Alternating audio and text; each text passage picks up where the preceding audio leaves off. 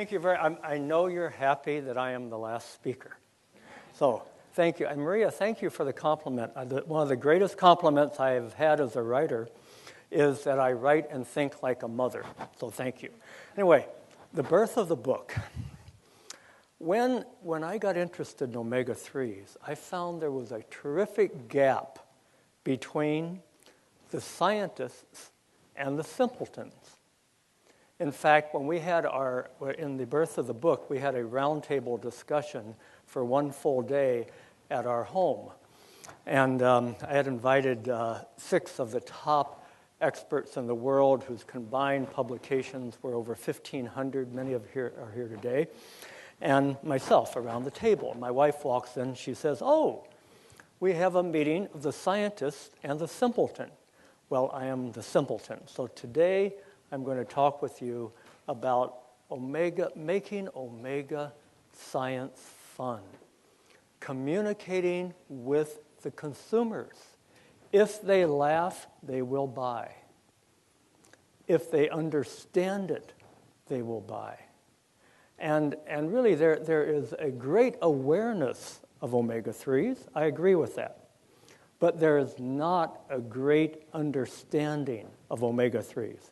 And that's what I'm going to do today. I'm going to take you into my medical office and, like Maria did, how to talk to a mom in perhaps a little different way than you've heard before. Okay, let's go to my favorite medical journal, Time magazine. A couple weeks ago, they had a cover. And I thought, wow, that is the oldest delivery system for omega-3s.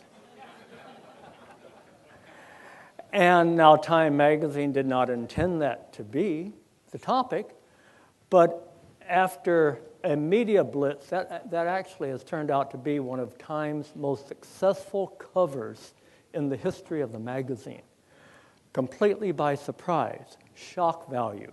But after about 20 media appearances because of this cover, I got a chance to talk about omega-3s, about how insufficient omega-3s are in the breast milk of today's mom, and how omega-3s build better brains. Why is breast milk better than the formula? It contains high omega-3s. Time magazine never intended this to be omega-3 cover, but it turned out to be an omega-3 cover. Anyway, we've had a lot of fun with that and a lot of jokes. Okay, let's go into my office. And I would like you to meet my partner in pediatric practice, in medical practice, Dr. Omega III. Now, Dr. Omega has many titles. She is a neurologist, an ophthalmologist, a cardiologist, a dermatologist, rheumatologist, immunologist, gastroenterologist, hematologist, perinatologist, any other ologist you want her to be. Now, can you imagine that if this little sign right here, we're in a waiting room of every doctor in the world, a patient looking at that said, "Wow, tell me more." And that's what got me excited about omega-3s. There has never, and I've been in practice for 40 years, there has never been a nutrient in the history of my 40 years as exciting as omega-3s. It is the only head-to-toe nutrient that you can be excited about. It's the most fun nutrient to talk about, as you'll see in a minute. But it is a head-to-toe nutrient. And I developed this slide after being invited to China 3 times to talk at the Chinese Nutrition Society, where I was asking my translator as they were planning the session what they were saying, and the translator was saying, "Put the American on last because he's funny." You know, they wanted omega-3s to come alive. You know, you can sit through so many biochemical formulas. You have to make it fun. And that's what I'm trying to do by creating this character. And in my book, The Omega-3 Effect, basically, it's a series of office visits from Dr. Omega, from head to toe. It is the only nutrient that you can actually say that with. From the brain, the eyes, the gums, the skin, the heart, the gut, the joints, any organ. It's a fabulous nutrient to talk about. So let's see what Dr. Omega III now does. And I want to give credit to my omega-3 professor, Dr. Jorn Darberg. I learned a lot by fishing with Dr. Jorn in Norway about 4 years ago. The fish weren't biting, so I got to listen to his 40 years of fish stories. Okay, so now let's go into the womb for a minute, because this is where the exciting stuff about omega-3s begins. And here's how I talk to moms. Now, moms, one of the biggest things moms have to worry about is fatigue, postpartum depression. Am I going to grow a healthy baby? And the way we are talking to moms about how omega-3s help them with fatigue and depression is that omega-3s are necessary for proper mood functioning. They are one of the number one mood builders, mood makers. When you're pregnant, that little baby in the womb literally drains the mom of omega-3s. And moms will get that. Yeah, your baby's not even born yet, and baby's draining you. Okay? Baby is draining you of omega-3s. If you measured the red blood cell level, membrane level of omega-3s in the baby versus the mom, the baby's is twice as high. It's called biomagnification. The baby, we used to call them the perfect parasite, but that's not a nice term. But biochemically speaking, that's what they are. You know, they drain the mom. So mom, okay, I get it. Then I will take omega-3s. But I'm getting into the womb, and I'm explaining to her what's going on in there. What's going on in there? Okay, now, next, what's going on with babies? One of the main things, how I approach it with moms with babies, is the brain. They all want happier, smarter babies. So I start with the brain. And omega-3s, this is basically what science says in a nutshell. I give them these 4 things about what omega-3s do, but then I get right into the brain. And I say to them, congratulations. You are growing inside of you a little fathead. And a fathead? I've never heard that term before. Yeah. The brain is 60% fat. So you are growing a little fathead. And the number one fat in the brain is omega-3s. And that's DHA, 20% DHA. And I go into this, what the omega-3s do for your little fathead. And they'll walk out of the office. They probably will remember one word I said, fathead. But it triggers. That's why I need to be taking my prenatals. And you will see in about 10 minutes why the prenatal dosage is woefully inefficient and insufficient for what moms really need. But I'm talking to the consumer in words that they understand and they will remember. The little fathead. All right, now, what's going on in there? Because some mothers especially, and teenagers particularly like this, teenage consumers, and I wanted to know what really is going on in the brain. What do omega-3s do? And I was fascinated with myelin. I wanted some analogy, and so I used to use the analogy that because everybody understands electrical wires. And I used to say, well, the myelin of the nerve is like insulation to the electrical wire. The better the insulation, the better the nerve fires. But the problem was myelin is mostly saturated fat, not really highly in omega-3. So I had to do some research. And I found a doctor at UCLA, Dr. George Barsakis, who is known in my circles as Dr. Myelin. And I sat down with him, George, tell me what omega-3s actually do that I can tell my patients in a very graphic way that they will remember. So I Googled myelin, and up came the electron micrographs of what myelin looks like. And I have a big picture of this in my office. And the patient, wow, that's going on in each one of my 100 billion nerve cells? Wow. All right, that. And they said, what are these little spider things? Those are called oligodendrocytes. They are one of the most active cells in the whole body. They're some of the hardest working myelin makers. They're like, and the way I explain it to teenagers, they're like little spiders, and they spin a web constantly, 24/7 of myelin. They're constantly working.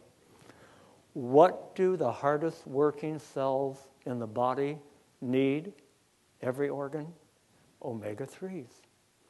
Those are the little gobblers up of omega-3s in the myelin. So that knowledge of the myelin allowed me to use my myelin analogy of insulating the nerves better. And the kids, and especially teenagers, they love this. I said, why you need omega-3s, not only for the cell membrane, which we all know, around there, the cell membrane, that analogy they couldn't get as much. But when I talk to them about omega-3s, feed the spider cells, the oligodendrocytes that spin the web 24/7 around the myelin, they got it. Again, communicating to consumers in a language they will understand. You have to stretch the science a bit, but just a bit. But I'm also known in my books as a show me the science doctor, and it is often very difficult to take real good science and make it meaningful because there's a huge gap between the scientist and the simpleton. Okay, so let's go from the brain back into the nerve cell. This is, again, a picture I have in my office. Which nerve cell would you like? The omega-3 insufficient nerve cell, this one, or the sufficient nerve cell? Which would you like?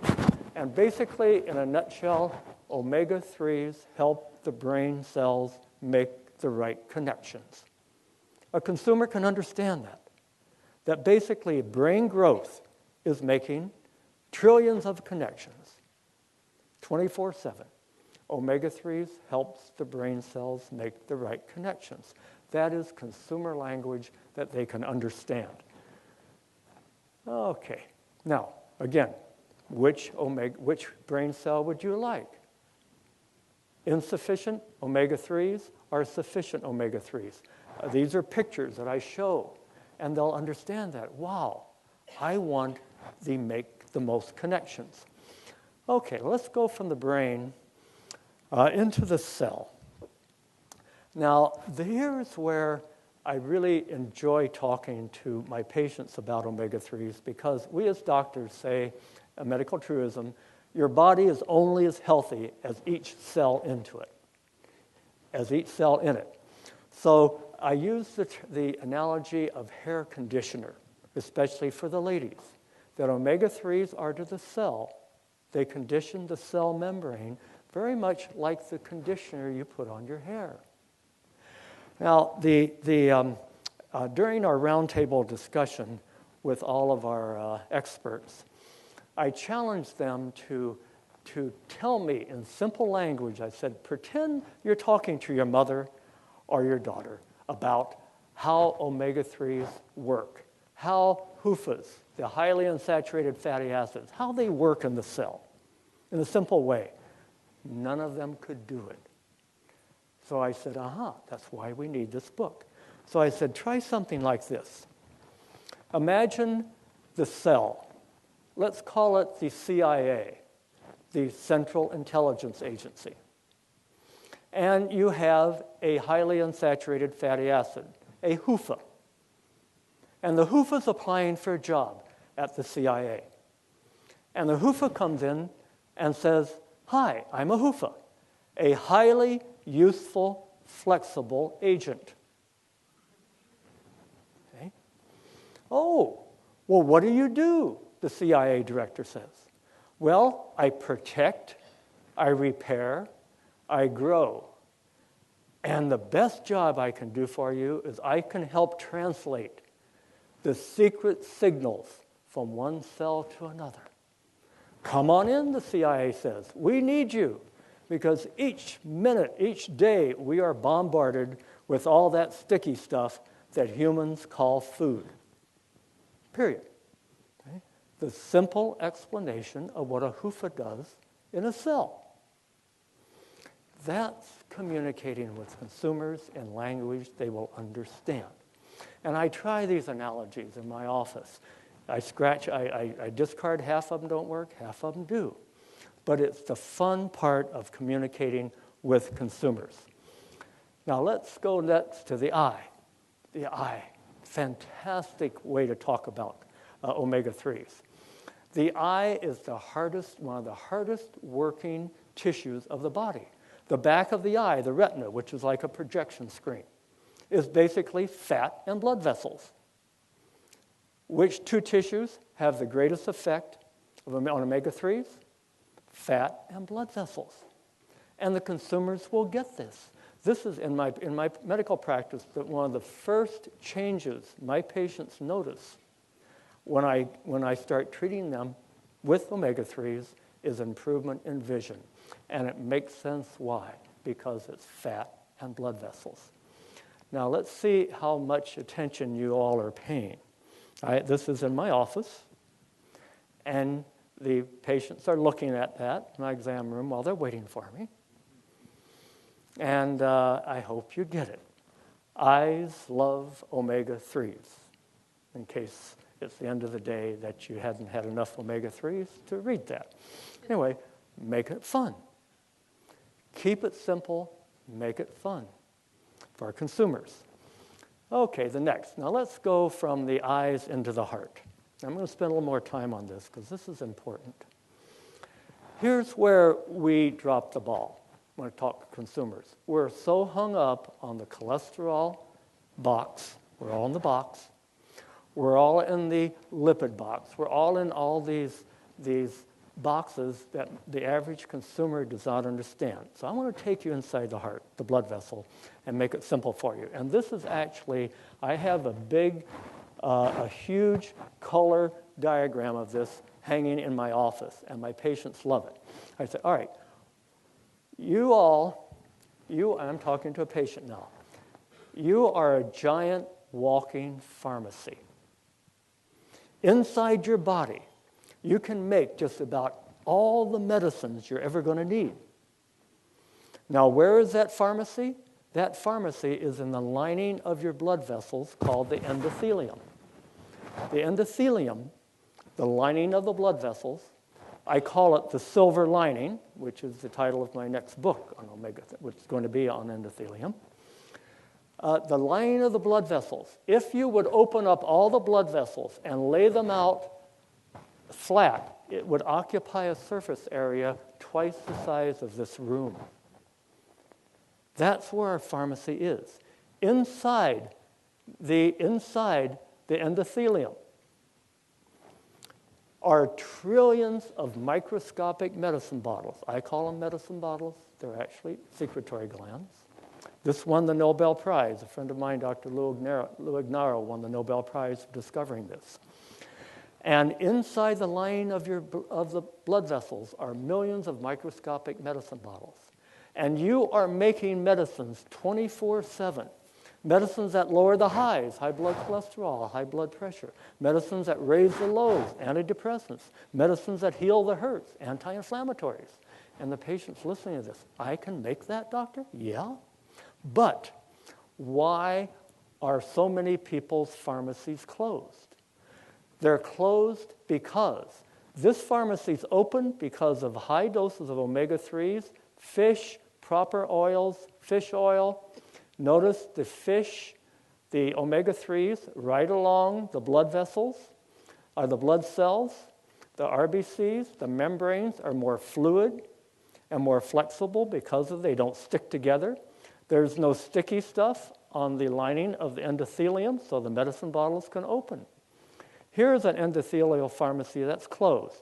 Here is an omega-3 insufficiency. Here's an omega-3 sufficiency. Notice the medicine bottles are closed. The blood cells are sticky.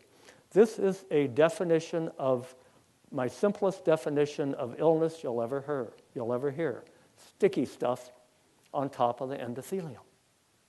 Sticky stuff, no sticky stuff. You can't get any simpler than that on how omega-3s work in our blood vessels. And the kids love this. I have another little slide where you put sticky stuff in your mouth, you get sticky stuff in your blood vessels. I've had 5-year-olds go home and say, "Daddy, you shouldn't eat that. You'll get sticky stuff on top of your medicine bottles." 5 years old. Okay? They love it. That's what schools should be teaching. Okay, so that's how I approach the heart in the sticky stuff. Okay, sticky stuff, let's go from the sticky stuff. Now, communicating with the male consumer. I had a mom come in a few months ago, says, "How do I get my husband, who I love very much, to take fish oil? He hates fish, and he thinks fish oil is flaky. And he keeps saying to me, 'But I feel fine.'" Well, 50% of the fatal heart attacks, you feel fine. This is the typical history of the patients that we doctors see. I build up of sticky stuff. I feel fine, I feel fine, I feel fine, I feel, I don't feel anymore. Okay? This is the history of medicine in a nutshell. So I said, okay. I said to Susan, "I'm going to give you a way to reach your husband to get him to take fish oil." I said, "Susan, you have heard that the best way to a man's heart is through his stomach?" Well, it isn't. It's through a more vascular organ. And I see this smile on her face. And I say, "Yes." Okay, you get the message. If you want your husband to appreciate how not to get here, not to get the sticky stuff on his arteries, and what omega-3s do, and how fish oil is basically an anti-sticky stuff medicine, tell him about the connection between endothelial dysfunction, an ED, and another ED, and they get the message. Now, that's communicating with the male consumer in a rather unusual way, but I guarantee you it does work. And Susan called me about a week after I told her this story in the office, and she said, "It worked. He's popping his fish oil every day now." Okay, let's move on. Okay, it's the neat thing. In a few minutes, we go from the omega-3 effect, and you get the cocktail effect in about 15, 20 minutes. Okay, what's in your arteries? All right, now, another way I talk about omega-3s is postprandial lipemia. That's the biochemical definition. Basically, it's after-meal sticky stuff. The traditional standard American diet, SAD diet, is the sticky stuff level goes up after you eat. And I have a whole section in our book on showing the rise of blood lipids after you eat a big steak versus eating a big piece of salmon. And this is my illustration on how I make the point. Now, I have this in the book, and the initial illustration where I had sticky stuff here, it was going to be a little slam on McDonald's, and I had McSticky stuff, like McSticky, and the attorney in the publishing firm said I couldn't do that. I may be sued by McDonald's. And it's fun working with attorneys with books. But I did win one on the attorneys because I started using the term medicine throughout my book for omega-3s. And the attorney said, "No, you can't do that." I'll say, "Yes, I can." And so I gave them all the information. I gave them the fact that the military is using the term medicine. I gave them the fact that the Surgeon General, the former Dr. Carmona, used the term medicine when talking about omega-3s. So I won that battle in using the term medicine. But anyway, this is this. So I show this to my patients, and they get it. So if I eat seafood, I don't get the postprandial lipemia. But if I eat a steak, I do. But I had to work in a little sense of humor in a way that they would remember it. And I can't overimpress upon you the fact that when you're doing your promotional material, when you're giving talks, especially to consumers, keep it simple, make it fun. Especially the last talk. Okay, let's go on now. All right. We have an epidemic of Ds. How are we doing on the time here? Since our clock is off here, I don't. Let me see on the time. I don't want to go over time here. Yeah, okay. Just winding down. Epidemic. We have an epidemic of Ds.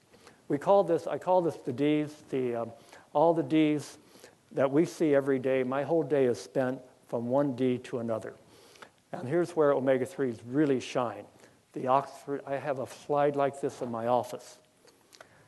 Before and after. This is an 8-year-old boy, 1 month after an EPA DHA regimen, the improvement in the handwritings. Now, rumor has it, maybe Dr. Crawford would comment on this, rumor has it that the school teachers in England, after this study came out, wanted to hand out fish oil to the students and lobbied for it, but they weren't able to do it. Anyway, this is the type of graphics that consumers love before and after. It's anecdotal, it's one case study, but it makes a difference. And next, now talking to teenagers. I use the term like Intel inside, Megs inside. Inside your brain, it's like the Intel inside your computer, the Megs inside your brain. In the kids, I play Salmon Says. Like Simon says, Salmon says, the fish oil makes you smarter. Salmon says, it'll make your hair prettier. Salmon says, it'll make your skin softer. Make it fun. Keep it simple, make it fun. And let's wind down now. Now, let's go on to a little bit. We're running out of time here. Doesn't lower diabetes, but it lowers the complications of diabetes. And I use this in my office. I no longer use the term overweight in my office. I use the term pre-diabetic because it gets their attention. So you're going to find that doctors are going more towards shock value because we were wimps for a long time. It didn't work. We were wimps, parents were wimps, all this stuff. It's not working, so let's change our terminology. So an overweight child, an overweight adult, anytime I see an overweight patient, I just say, you're pre-diabetic. Johnny, you're pre-diabetic. Whoa. That makes a difference. Okay, so that's, and let's go on now. Hummingbird, I showed this, the hardest working muscles in nature. The hummingbird, the rattlesnake muscles, the king salmon swimming up the current. What are they high in? They're high in DHA. And again, athletes get this. Well, if hardworking muscles in nature are high in DHA, maybe I ought to be taking it. I love Mother Nature because she makes very few mistakes. Okay, the IBOD. Here's where the omega-3s really shine. Probably 4 or 5 times in a day, in my patient, a patient will come in and I say, you're an IBOD. A what? An IBOD. They haven't heard that term before, but they don't think it's something they want to be. An inflammation-ridden body. We have an epidemic of itises. Itises, head-to-toe itises. Omega-3s for itises. This is one of the main things where it shines in pediatric practice. I'm working on a book now called Help Your Child Heal. And my mission is to get omega-3s into hospital formularies. And this will be a charity book that I'm working on, and we have a lot of corporations who are going to be sponsoring it. And in a nutshell, every parent in every children's hospital in North America will be given a 50-page book on what they can do to help their child heal as their child comes into the hospital for major surgery, trauma, chronic illness, anything, so they feel part of the medical team. And guess what nutrient gets center stage in the Help Your Child Heal book? Omega-3s. Dr. Omega-3 at the bedside. And if you want to read a fascinating, it's a 7-hour online course, but nutritional armor for the warfighter.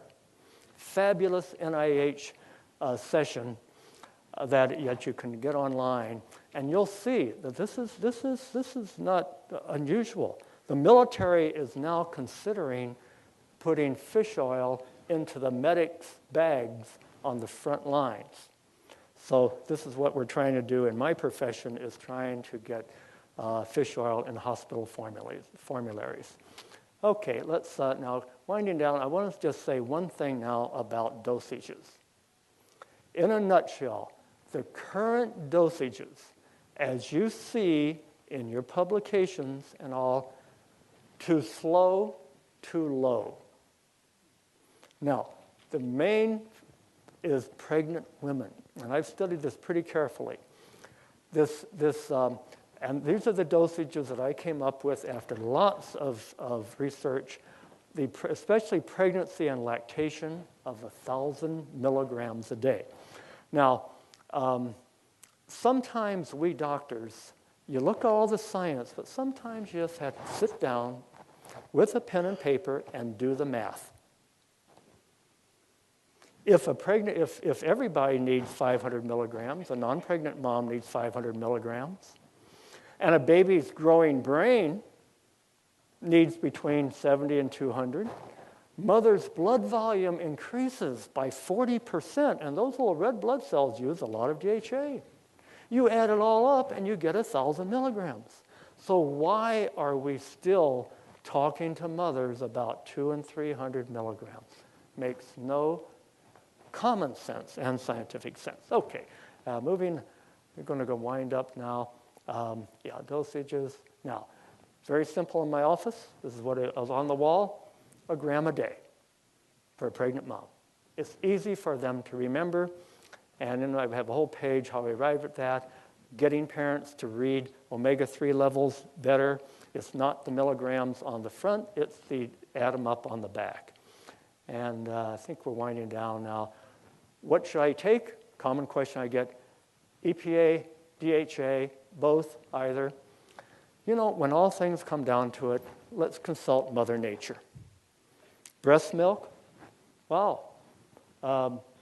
Breast milk contains both, a little higher DHA depending on mother's diet, extremely variable in mother's diet. Salmon, 1.1 to 1.4. So in my practice, I copy Mother Nature and I say, let's do both. Okay, and finally, this is what's coming to a doctor's office near you soon. In fact, it is in many. This is what I do in my medical practice. I do omega-3 levels. Right now I use the Omega Quant, Bill Harris's, and this is neat because it's a way to get to motivate parents. And those low ones down there, the 2 low ones, one was a confirmed vegan, a nurse, 40-year-old confirmed vegan, said, come on, I take flax oil, I have a perfect diet, I do all this, 3.6. I put her on Martex algae oil. After 3 months, it doubled. The next lower one was a young 3-year-old boy awaiting a heart transplant for major, major heart surgery, low. So it's a great motivating tool, and I urge you to get into doctors' offices and show them how omega-3 blood levels, right now, there's a lot of work to be done with them, but it's a terrific motivating tool when a patient can see, oh, I don't want to be at the bottom of the pile. Okay, and so winding down then, I'll be doing some book signing. The books we have are what's called pre-publication books. That means they have mistakes in them. I have to correct them. The real book will be out in August, but what we have out there, we have about 50 copies of the pre-publication copy, and I'd love to entertain any questions you may have. Thank you.